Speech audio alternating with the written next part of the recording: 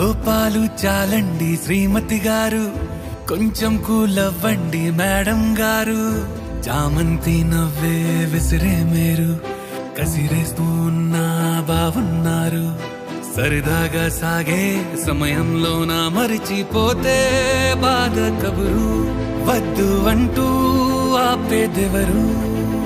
కోపాలు చాలండి శ్రీమతి గారు, కొంచెం కూలవ్వండి మేడం గారు.